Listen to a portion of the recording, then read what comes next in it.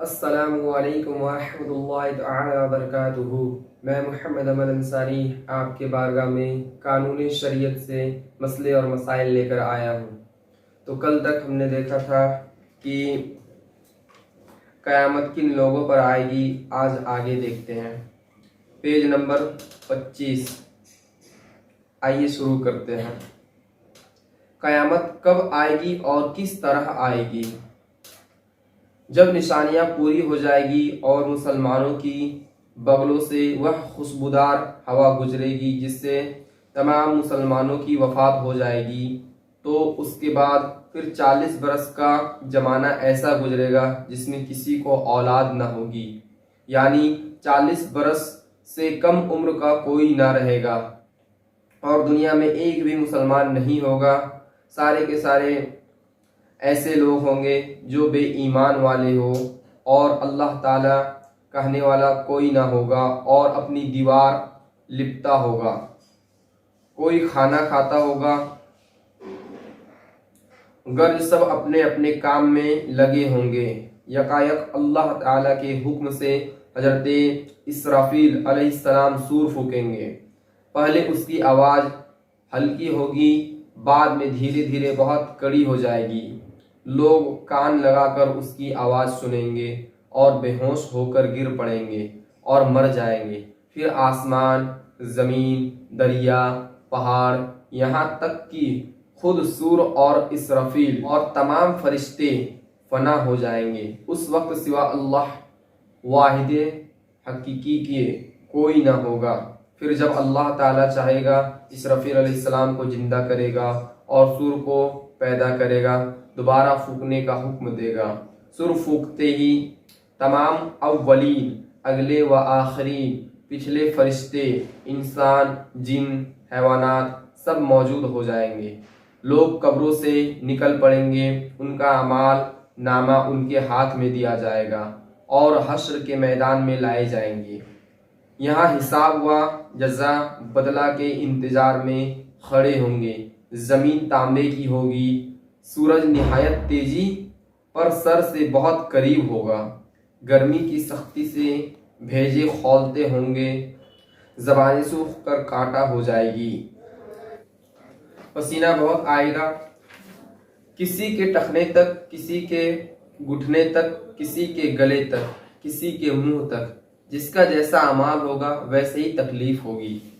پھر پسینہ بھی نہایت بدبودار ہوگا۔ اسی حالت میں بہت دیر ہو جائے گی، 50,000 برس کا تو وہ دن ہوگا اور اسی حالت میں آدھا گزر جائے گا۔ لوگ سفارش تلاش کریں گے جو اس مصیبت سے چھٹکارا دلائے اور جلد فیصلہ ہو۔ سب لوگ مشورہ کر کے حضرت آدم کے پاس جائیں گے، وہ فرمائیں گے حضرت نوح کے پاس جاؤ، وہ حضرت ابراہیم کے پاس بھیجیں گے، حضرت ابراہیم موسیٰ کے پاس جانے کو کہیں گے، حضرت موسیٰ حضرت عیسیٰ کے پاس بھیجیں گے، حضرت عیسیٰ ہمارے آقا و مولا رحمت عالم محمد مصطفیٰ صلی اللہ تعالیٰ علیہ وآلہ وسلم کے پاس بھیجیں گے۔ جب لوگ ہمارے حضور کے فریاد کریں گے اور شفاعت کی درخواست لائیں گے تو حضور فرمائیں گے کہ میں اس کے لیے تیار ہوں، یہ فرما کر بارگاہ الہی میں سجدہ کریں گے۔ اللہ تبارک و تعالی فرمائے گا اے محمد سر اٹھاؤ، کہو سنا جائے گا، مانگو پاؤ گے، شفاعت کرو قبول کی جائے گی۔ اب حساب شروع ہوگا، میزان عمل، نیکی کے بدی تولنے کے ترازو میں اعمال تولے جائے گی۔ اپنے ہی ہاتھ پاؤں بدن کے اعضاء حصے اپنے خلاف گواہی دیں گے، یعنی کہ جب ہر انبیاء علیہ السلام ایک دوسرے کے پاس بھیجیں گے، جیسے آدم علیہ السلام نوح علیہ السلام کے پاس، نوح علیہ السلام ابراہیم علیہ السلام کے پاس، کوئی خود شفاعت کرنے کو قبول نہیں کرے گا۔ اس وقت کا ماحول ایسا ہوگا، نفسی نفسی کا عالم ہوگا، ہر بندہ صرف اپنے لیے دعا کرے گا۔ پھر حضرت عیسیٰ علیہ السلام فرمائیں گے کہ نبی کریم صلی اللہ تعالیٰ علیہ وآلہ وسلم کے پاس جاؤ۔ پھر لوگ ہمارے آقا کے پاس شفاعت کے لیے دعا کروانے کے لیے آئیں گے اور اللہ تبارک و تعالیٰ کے بارگاہ میں سجدہ کر کے کہیں گے کہ اللہ ان سب کی شفاعت فرمائے۔ پھر اللہ تبارک و تعالیٰ کہیں گے ٹھیک ہے، تمہاری دعا قبول ہوگی اور ان سب کی شفاعت کر دی جائے گی۔ پھر میزان میں لوگوں کا نیکی اور بدی کو تولا جائے گا، اور یہاں تک کہ لوگ جو گناہ کیے ہیں اپنے ہاتھوں سے، جن گناہوں کو کیے، ہاتھ ان کے خلاف گواہی دے گی کہ یا اللہ اس شخص نے ہمارے اس ہاتھ سے حرام لقمے کو کھایا تھا، اور پاؤں یہ گواہی دے گی کہ یہ شخص اس پاؤں کو لے کر زنے کے اڈے تک جایا کرتا تھا، زبان یہ گواہی دے گی کہ اس زبان سے انہوں نے جھوٹ کہا تھا، غیبت کیا تھا، دوسروں کو تکلیف دینے والی باتیں کہی تھی، دوسروں کے دل کو دکھایا تھا۔ اس طرح سے جسم کا ایک ایک حصہ اللہ تبارک و تعالیٰ کے سامنے گواہی دے گا کہ اس شخص نے یہ گناہ کیا تھا۔ زمین کے جس حصے پر کوئی عمل کیا تھا وہ بھی گواہی دینے کو تیار ہوگا، نہ کوئی یار ہوگا، نہ مددگار، نہ باپ بیٹے کے کام آئے گا، نہ بیٹا باپ کے۔ اعمال پوچھے جا رہے ہیں، زندگی بھر کا سب کیا ہوا سامنے ہے، نہ گناہ سے انکار کر سکتا ہے، نہ کہیں سے نیکیاں مل سکتی ہے۔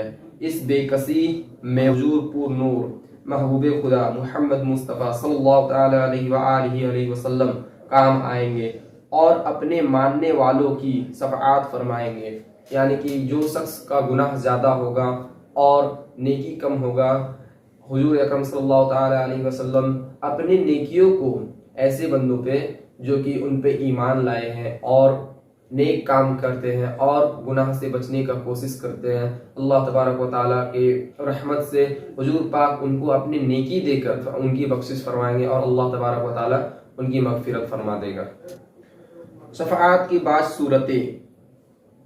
حضور کی شفاعت کئی طرح کا ہوگی۔ بہت سے لوگ آپ کی شفاعت کو بے حساب جنت میں داخل ہوں گے اور بہت لوگ دوزخ کے لائق ہوں گے، حضور کی سفارش سے دوزخ سے بچ جائیں گے، اور جو گنہگار مسلمان دوزخ میں پہنچ چکے ہوں گے وہ حضور کی شفاعت سے دوزخ نکل جائیں گے، جنتیوں کی شفاعت کر کے ان کے درجے بلند کرائیں گے۔ تو حضور اکرم صلی اللہ تعالیٰ علیہ وسلم ایسے گنہگاروں کو بھی جو شخص جہنم میں چلے جائیں گے، اللہ تبارک و تعالیٰ کے بارے میں سفارش کریں گے کہ یا اللہ اس شخص کو بخش دے، یا میری امت میں سے، اور اللہ تبارک و تعالیٰ ان کی دعا کو قبول فرمائیں گے اور ان جہنمیوں کو بھی جہنم میں جانے کے بعد بھی پھر جنت عطا کریں گے۔ کون سے لوگ شفاعت کریں گے؟ حضور کے علاوہ باقی انبیاء، صحابہ علیہ الشہداء، حجاج بھی شفاعت کریں گے۔ لوگ علماء کو اپنے تعلقات یاد دلائیں گے۔ اگر کسی نے عالم کو دنیا میں وضو کے لیے پانی لا کر دیا ہوگا تو وہ بھی یاد دلا کر شفاعت کے لیے کہے گا اور وہ اس کی شفاعت کریں گے۔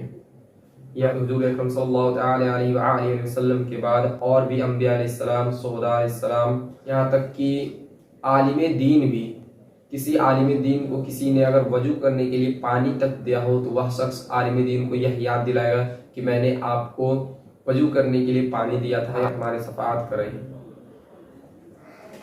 قیامت کا دن 50,000 برس کا دن ہوگا جس کی مصیبتیں بے شمار و ناقابل برداشت ہوگی۔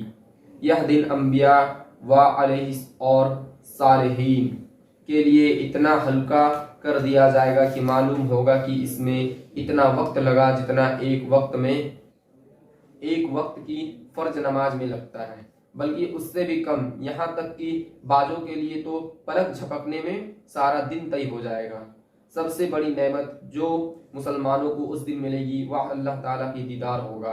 اب اس کے بعد آدمی کو ہمیشگی کے گھر جانا ہے، کسی کو آرام کا گھر ملے گا جس کے عیش و آسائش کی کوئی انتہا نہیں، اس کو جنت کہتے ہیں، اور کسی کو تکلیف کے گھر میں جانا پڑے گا جس کی تکلیف کی کوئی حد نہیں، اسے جہنم اور دوزخ کہتے ہیں۔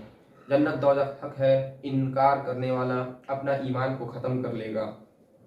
جنت دوزخ بن چکی ہے اور اب موجود ہے، یہ نہیں کہ قیامت کے دن بنائی جائے گی۔ قیامت، حشر، حساب، ثواب، عذاب، جنت دوزخ سب کے وہی معنی ہیں جو مسلمانوں کے مشہور ہے، لہٰذا جو آدمی ان چیزوں کو تو حق کہے مگر ان کے معنی اور کہے، مثلاً یہ کہے کہ یہ حشر فقط روحوں کا ہوگا، بدن کا نہیں، تو ایسا آدمی حقیقت میں ان چیزوں کا منکر ہے، اور جو منکر ہے وہ ایمان والا نہیں ہے۔ قیامت بے شک ضرور قائم ہوگا اور اس کا انکار کرنے والا اپنا ایمان کو ختم کر لے گا۔ حشر روح اور جسم دونوں کا ہوگا۔ جو کہے صرف روح اٹھے گی، جسم زندہ نہ ہوگا، وہ بھی ایمان کو ختم کر لے گا۔ دنیا میں جو روح جس بدن میں تھی، اس روح کا حشر بدن کے اعضاء حصے اگرچہ مرنے کے بعد ادھر ادھر ہو جائے اور جانوروں کی خوراک ہو گئے، مگر اللہ تعالیٰ ان سب اعضاء کو جمع کر کے قیامت کے دن اٹھائے گا۔ حساب حق ہے، اعمال و حساب ہوگا، اور حساب کو منع کرنے والا اپنے ایمان کو ختم کر لے گا۔ یعنی کہ جو شخص حساب سے منع کرے ان کا ایمان ختم ہو جائے گا، وہ بے ایمان والا ہو جائے گا۔ اور لوگ آج مر جاتے ہیں، کوئی قبر میں جاتے ہیں، کسی کو شیر کھا جاتا ہے، کسی کو مچھلی کھا جاتی ہے، مگر اللہ تبارک و تعالیٰ ان کے جسم کے چھوٹے سے چھوٹے حصے کو بھی پورے مکمل بنائیں گے اور اکٹھا کر کے ان کی روح کو اسی جسم میں ڈالیں گے، اور ان پر قیامت آنے والی ہے اور انہی کا حساب ہونے والا ہے۔ ایسا نہیں کہ صرف روح کا حساب ہونے والا ہے۔ تو اگر ویڈیو اچھا لگا ہو تو ویڈیو کو لائک کریں، شیئر کریں اور سبسکرائب کریں۔ دعائے رب کریم ہم سب کو اللہ تبارک و تعالیٰ اس دنیا میں صحیح سالم و تندرست رکھے اور 5 وقت نماز پڑھنے کی توفیق دے۔ اب تک کے لیے اتنا ہی، ملتے اپنے اگلے ویڈیو میں، تب تک کے لیے السلام علیکم ورحمۃ اللہ تعالیٰ وبرکاتہ۔